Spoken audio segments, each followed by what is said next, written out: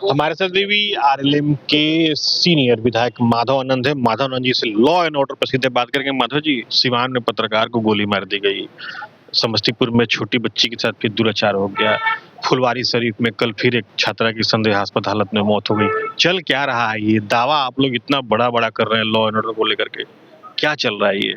देखिए, law and order में तो हम कह सकते हैं कि सरकार बहुत गंभीर है और मैंने पहले भी कहा, कल भी कहा था कि एक भी घटना घटित अपने राज्य में न हो, सरकार की यह मंशा है। लेकिन घटनाएं घटित हो रही है, दुर्भाग्यपूर्ण विषय है जो नहीं होना चाहिए। लेकिन सरकार और शासन प्रशासन उतनी ही मुस्तैदी के साथ, चुस्ती के साथ जो लोग इसमें इन्वॉल्व हैं उसको सलाखों के पीछे भेजने का काम कर रही है। सरकार हर जिले में चिन्हित कर रही है ऐसे लोगों को जिसका ट्रैक रिकॉर्ड, हिस्ट्री निकाल के कि इस तरह के कार्य में पहले भी इन्वॉल्व थे।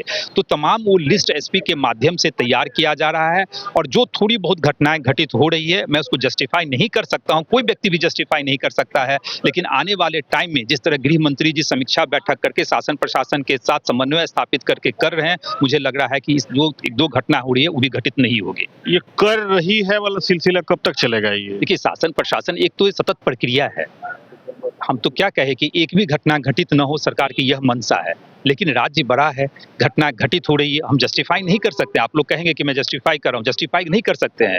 लेकिन घटना घटित नहीं हो, सरकार एक निरंतर प्रयास करती रहती है। ऐसे लोगों को चिन्हित पहले से किया जाता है जो हर जिला में कि ऐसे कौन कौन से लोग हैं जो चाहे डकैती का मामला हो, अपहरण का मामला हो या बलात्कार वाला मामला हो, बहुत सारे ऐसी चीजें होती हैं जो रैंडमली भी होता है, जिनका पहले से ट्रैक रिकॉर्ड नहीं होता है। नए व्यक्ति इस तरह के कोई कांड कर देते हैं, तो सरकार उन सारी चीजों को देख रही है और आने वाले टाइम में जो है निश्चित रूप से ऐसी घटना घटित नहीं हो।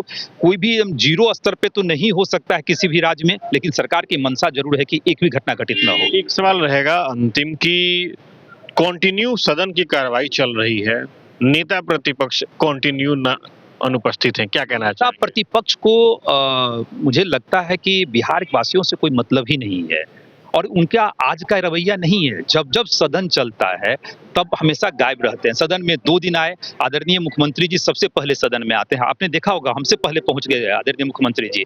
लेकिन उनको बिहार वासियों से कोई मतलब नहीं है, नकारात्मक राजनीति करते हैं। अगर उनको लॉ एंड ऑर्डर पे सरकार को घेरना है या तमाम अन्य विकास की योजनाओं पे घेरना है, तो सदन एक ऐसा माध्यम होता है जहां आप अपनी आवाज को बुलंद कर सकते हैं। वो विपक्ष के नेता हैं, उनको पर्याप्त मौका भी मिलता बोलने के लिए, लेकिन उनको तो बोलना ही नहीं है, उनको सदन में बैठना ही नहीं है। पता नहीं सदन में क्यों नहीं बैठना चाहते हैं, क्या मजबूरी ऐसा है, कौन सा ऐसा काम है कि जो आज के युग में बेरोजगार ही हैं। जब बेरोजगार हैं, कोई काम नहीं है, तो सदन में कम से कम बैठते, सब लोगों की बात को सुनते, वो अपना जवाब देते। लेकिन वही नकारात्मक राजनीति के पोषक वाले से क्या आशा कर सकते हैं? तो बिहार वासियों ने भी उनको नकारने का काम किया।